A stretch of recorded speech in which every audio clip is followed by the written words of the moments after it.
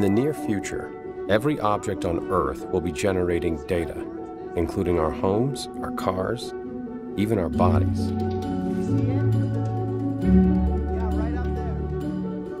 Almost everything we do today leaves a trail of digital exhaust, a perpetual stream of text, location data, and other information that will live on, well after each of us is long gone. We are now being exposed to as much information in a single day as our 15th century ancestors were exposed to in their entire lifetime. But we need to be very careful, because in this vast ocean of data, there's a frighteningly complete picture of us. Where we live, where we go, what we buy, what we say. It's all being recorded and stored forever. This is the story of an extraordinary revolution that's sweeping almost invisibly through our lives, and about how our planet is beginning to develop a nervous system, with each of us acting as human sensors. This is the human face of big data. All these devices and machines and everything we're building these days, whether it's phones or computers or cars or refrigerators, are throwing off data. Information is being extracted out of toll booths, out of parking spaces, out of internet searches, out of Facebook, out of your phone. Tablets, photographs, videos. Every single thing that you do leaves a digital trace. The exhaust or evidence of humans interacting with technology and what side effect that has. And that's literally, it's just this massive amount of data.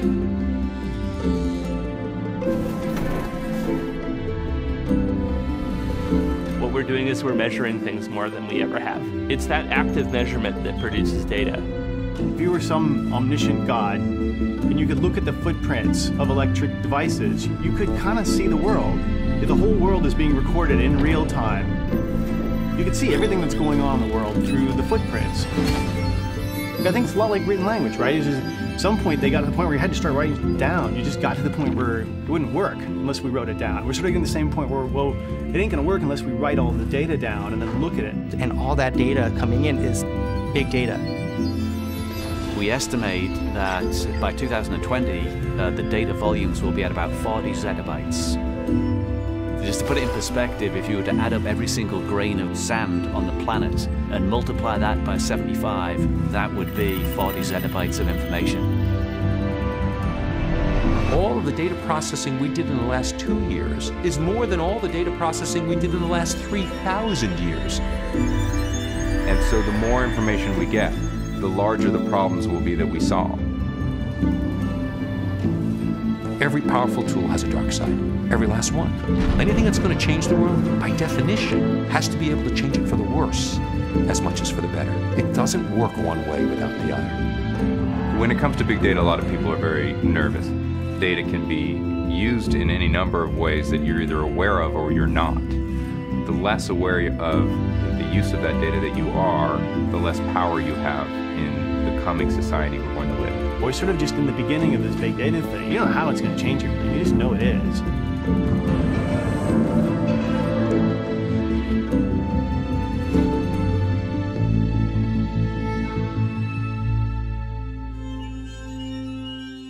The first real data set to change everything in the world was the astronomical data set, meticulously collected over tens of years by Copernicus, that ultimately revealed, even though the sun seemed to be moving over the sky every morning and every night, the sun is not moving.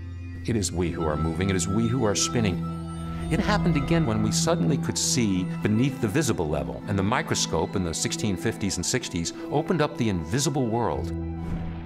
And we, for the first time, were seeing cells and bacteria and creatures that we couldn't imagine were there. It then happened again when we revealed the atomic world, when we said, wait a second, there's a level below the optical microscope where we could begin to see things at billionths of a meter, the nanometer scale, where we imagined the atom and the nucleus and the electron, where we understood light as electromagnetic frequencies. But now, there's actually a super visible world coming into play. Ironically, big data is a microscope. we're now collecting exabytes and petabytes of data, and we're looking through that microscope using incredibly powerful algorithms to see what we would never see before. Before, what we did was we thought of things and then we wrote it down, and that became knowledge. Big data is kind of the opposite. You have a pile of data that isn't knowledge, really, until you start looking at it and noticing, wait, maybe if you shift it this way and you shift it this way, this turns into this interesting piece of information. I think that the BD-AD moment, before data, after data moment, is really search. That was the moment at which we got a tool that was used by hundreds of millions of people within a few years, where we could navigate an incredible amount of information. We took all of human knowledge that was in text, right, and we put it on the web. And we thought to ourselves, well, we're done. Wow, that was hard. And now we realize that was the first minute of the first inning of the game, right? Because that was just the knowledge we already had and the knowledge that we continue to add to the web at a relatively slow pace, But there is so much more information that we have not digitized and so much more information that we're about to take advantage of. In recent years, our technology has allowed us to store and process mass quantities of data. Visualizing that data will allow us to see complex systems function, see patterns and meaning in ways that were previously impossible. Almost everything is measurable and quantifiable.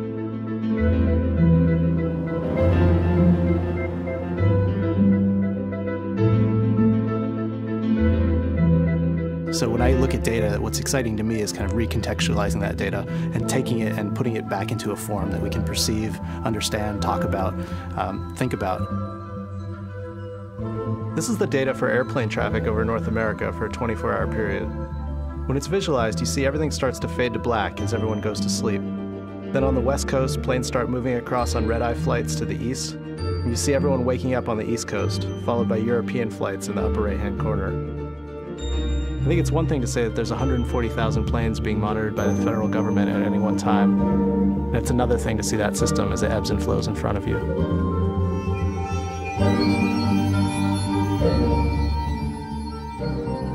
These are text messages being sent in the city of Amsterdam on December 31st. You're seeing the daily flow of text messages from different parts of the city until we approach midnight, where everyone says, it takes people or programs or algorithms to connect it all together to make sense of it. And that's what's important. We have every single action that we do in this world is triggering off some amount of data. And most of that data is meaningless until someone adds some interpretation of it, someone adds a narrative around it.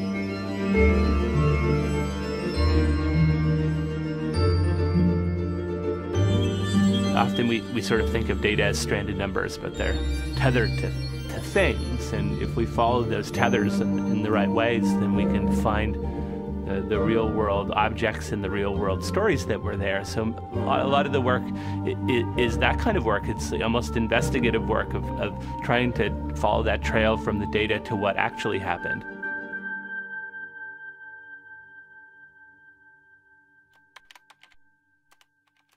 Sometimes the power of large data sets isn't immediately obvious. Google Flu Trends is a great example of taking a look at a massive corpus of data and deriving somewhat tangential information that can actually be really valuable.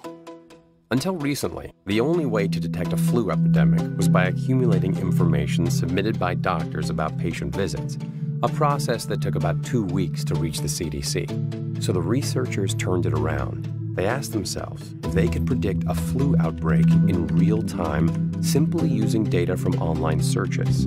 So they set out to do the near impossible, searching the searches, billions of them, spanning 5 years to see if user queries could tell them something. When we do searches on Google, we all think of it as a one-way street, that we're going into Google and extracting information from Google. One of the things we don't really think about very much is we're actually contributing information back simply by doing the search.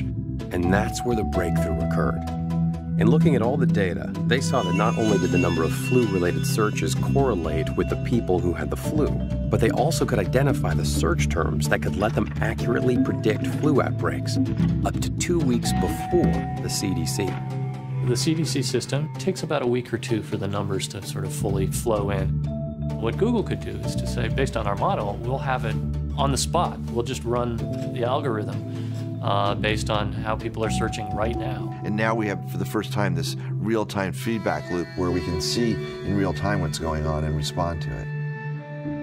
Now, there is a flip side to this, though, and that is there's a big story this year that there was a lot of media attention about what an intense flu season this was. And so what did that do? That drove up search. That drove people who were more interested in what's going on with this flu, or it might have made more people think, I must have it. And so they were off. They got it way wrong. So, you know, one way to think about big data and all of the computational tools that we wrap around that big data to let us discover patterns that are in the data is when we point all of that machinery at ourselves. At MIT, Deb Roy and his colleagues wanted to see if they could understand how children acquire language. And we realized that no one really knew, for a simple reason. There was no data. After he and his wife, Rupal, brought their newborn son home from the hospital, they did what every normal parent would do: mount a camera in the ceiling of each room in their home and record every moment of their lives for 2 years. A mere 200 gigabytes of data recorded every day. We ended up transcribing somewhere between 8 and 9 million words of speech. And as soon as we had that, we could go and identify the exact moment where my son first said a new word. We started calling them births. We took this idea of a word birth and we started thinking about, why don't we trace back in time and look at the gestation period for that word? One example of this was water. So we looked at every time my son heard the word water, what was happening? Where in the house were they? How were they moving about? And using that visual information to capture something about the context within which the words are used. We call them wordscapes. Then we could ask the question, how does the wordscape associated with a word predict when my son will actually start using that word? What they learned from watching Deb's son was that the texture of the wordscapes had predictive power. If most of the previous research had indicated that the way language was learned was through repetition, then this analysis of the data showed that it wasn't actually repetition that generated learning, but context. Words with more distinct wordscapes, that is, words heard in many varied locations, would be learned first. Not only is that true, but the wordscapes are far more predictive of when a word will be learned than the frequency, the number of times it's actually heard. It's like we're building a new kind of instrument, like we're building a microscope, and we're able to examine something that is around us, but it has a structure and patterns and beauty that are invisible without the right instruments. And all of this data is opening up so our ability to perceive things around us. He's watching.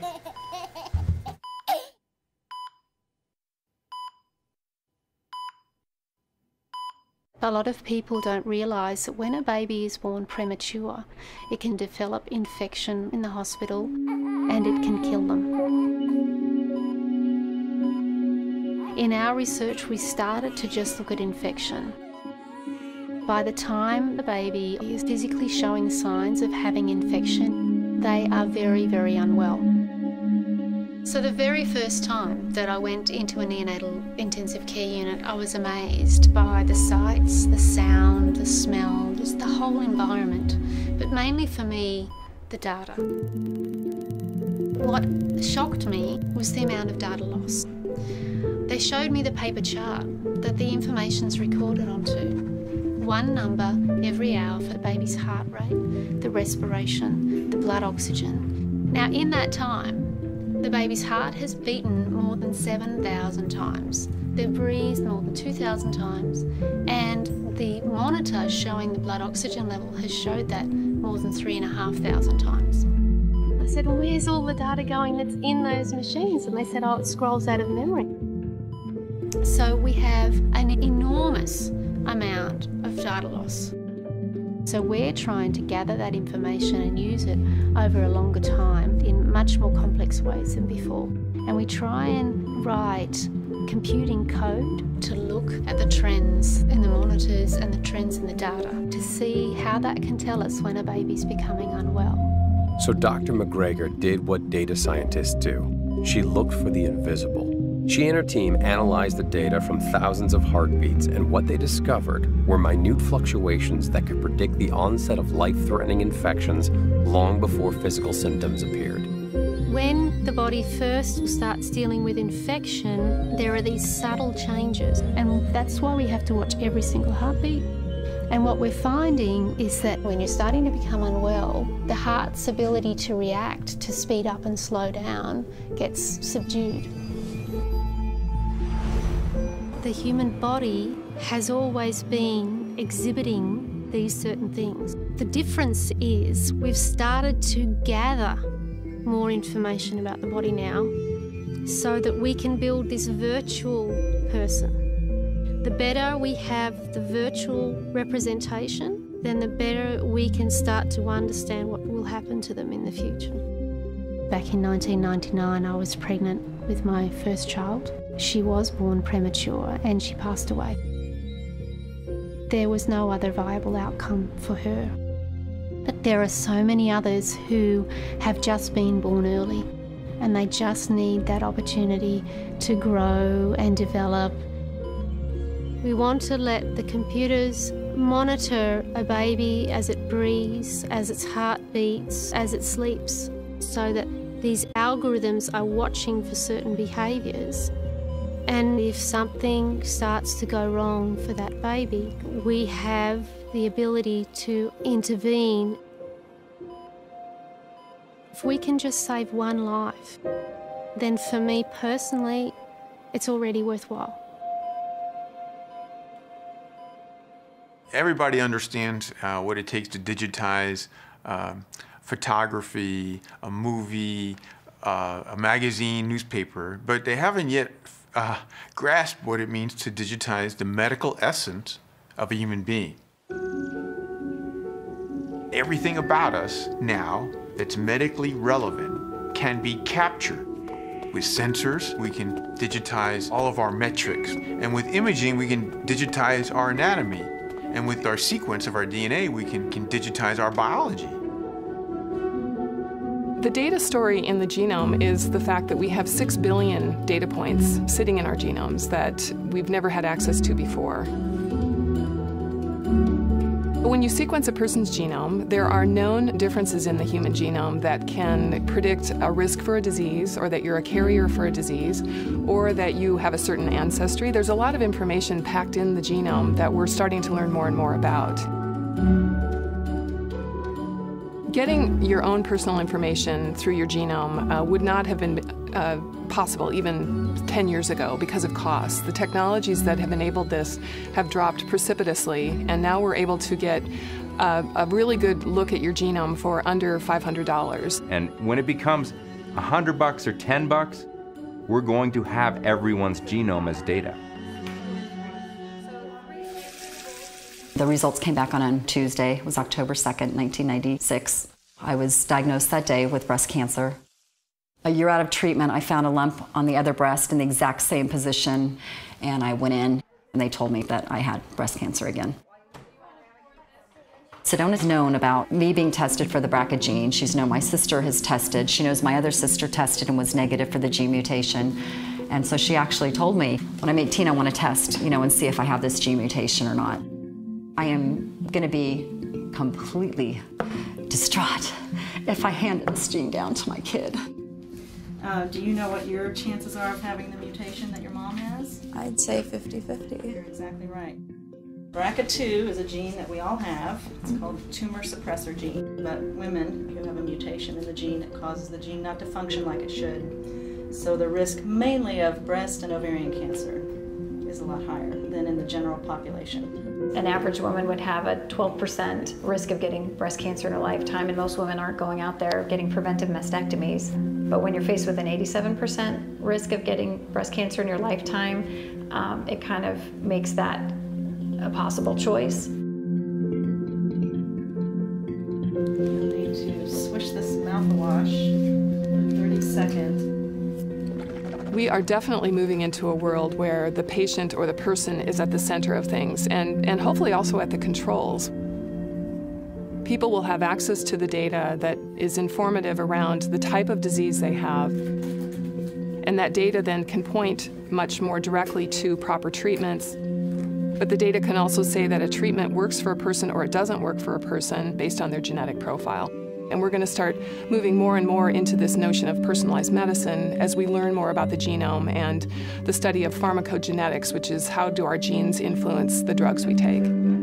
Ultimately, instead of treating disease, is there data that could really help us move away from contracting these illnesses to begin with and go more toward a preventive model?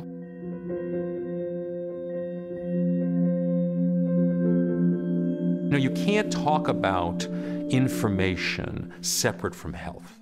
How you feel is information, how you respond to a drug is information, your genetic code is information. What's really happening is we're going to start collecting it, we're going to start seeing it, and we're going to start interpreting it. We're beginning the age of collecting information from sensors that are cheap and ubiquitous, that we can process continuously, and we can actually start knowing things. If we monitored our health throughout the day continuously, every second, what would that really enable?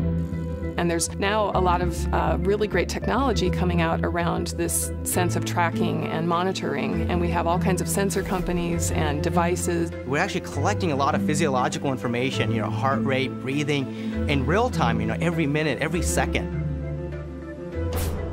People wanting to measure their daily activities and being able to track your own sleep, being able to watch and monitor your own food uptake, being able to track your own movement.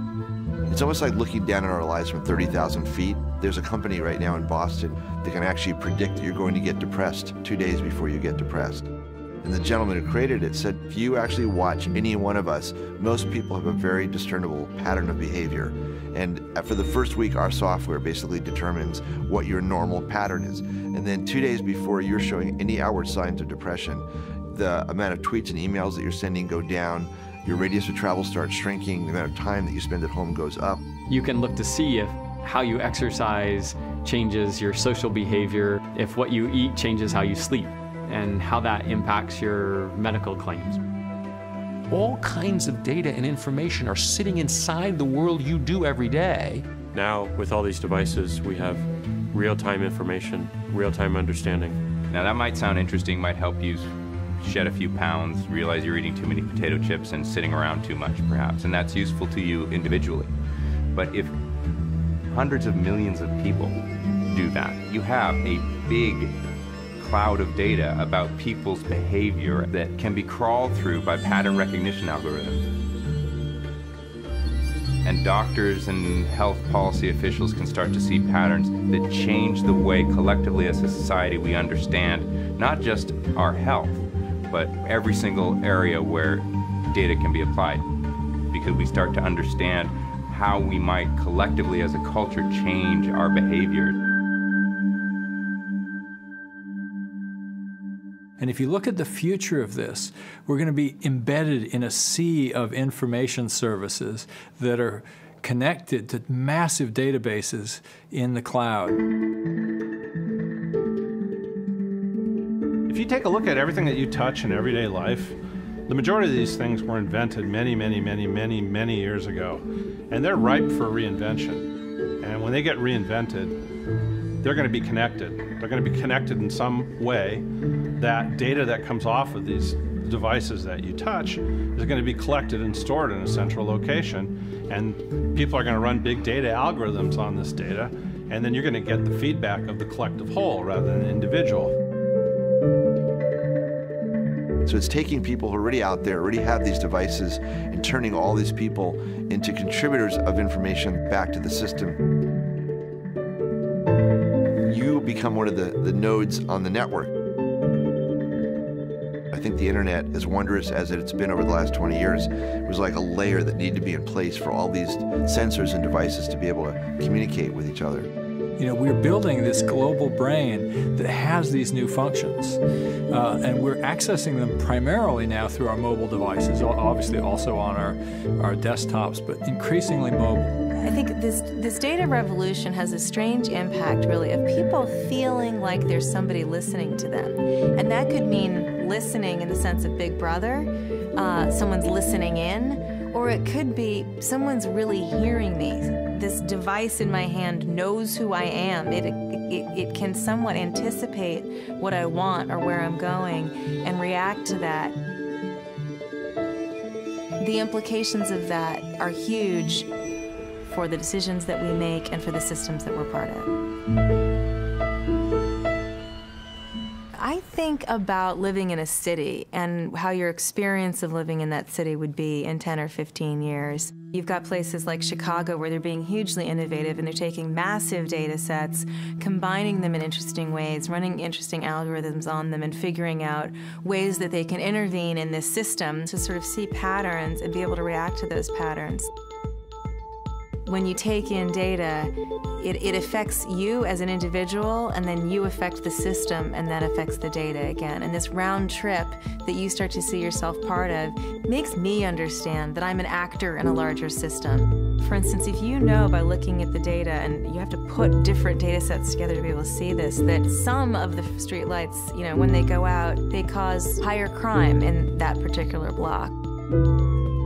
You start to see ways that if you can query that data in intelligent ways, that you can prioritize the limited resources that you have in a city to take care of the things that have, you know, follow-on effects and follow-on costs. In the end, you know, you're going to hope that this is just our reaction as a species to this scale problem, right? How do you get another, you know, 2 billion people on the planet?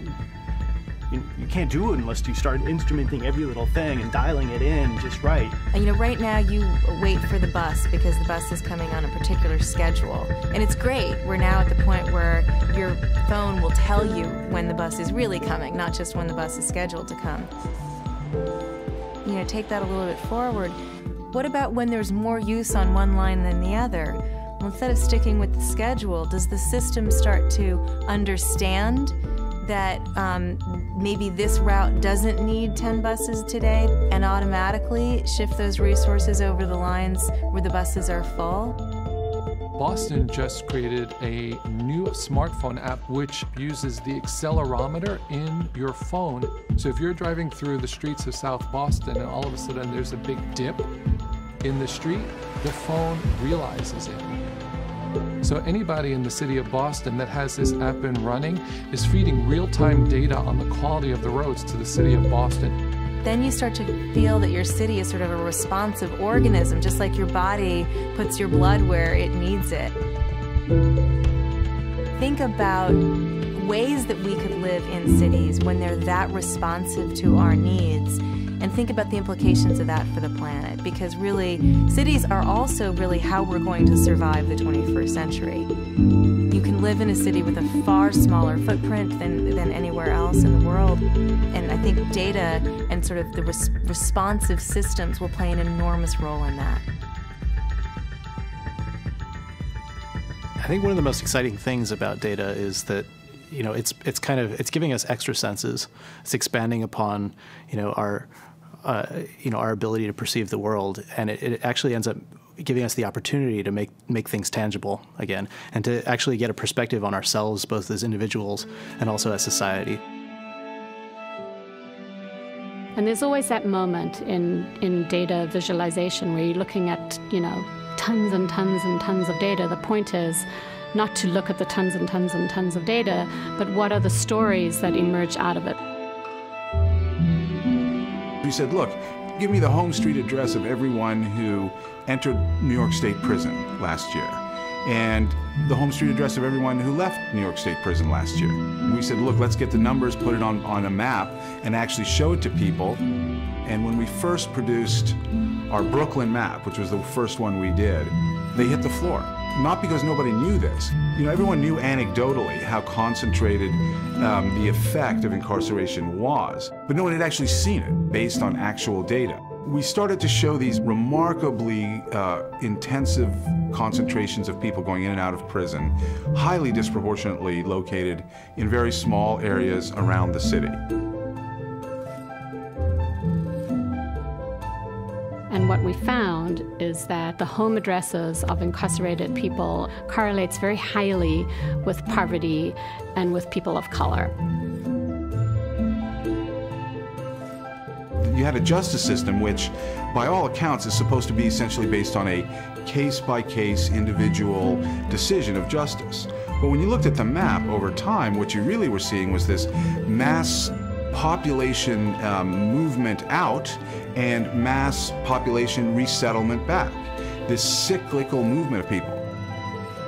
So once we had mapped the data, we quantified it in terms of how much it costs to house those same people in prison.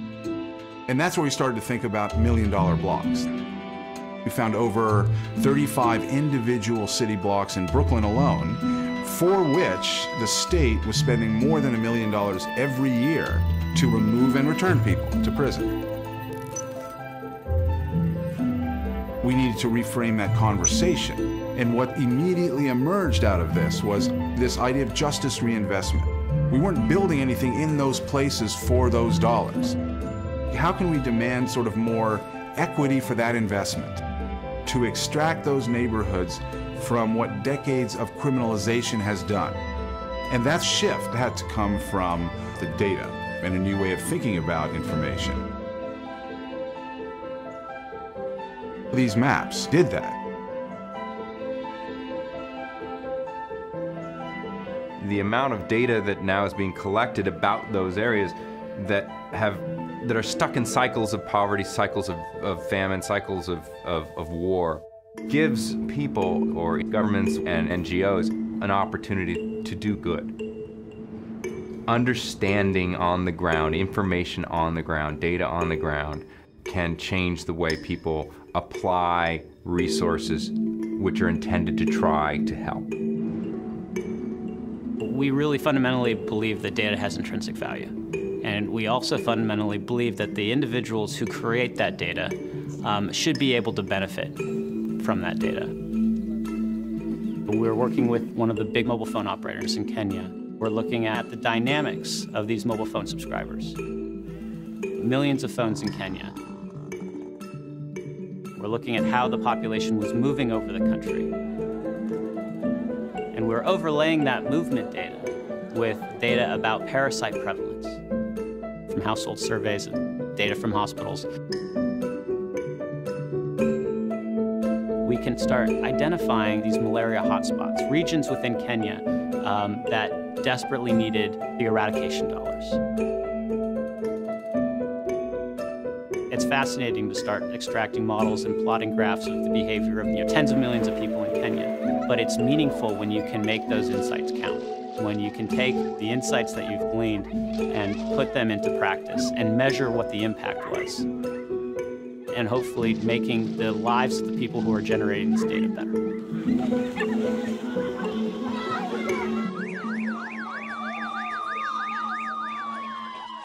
That afternoon when the earthquake struck in January, I was watching CNN and saw the breaking news, and I had my wife in Port-au-Prince at the time, and for the better part of 12 hours, had no idea whether anyone of my friends were alive or dead.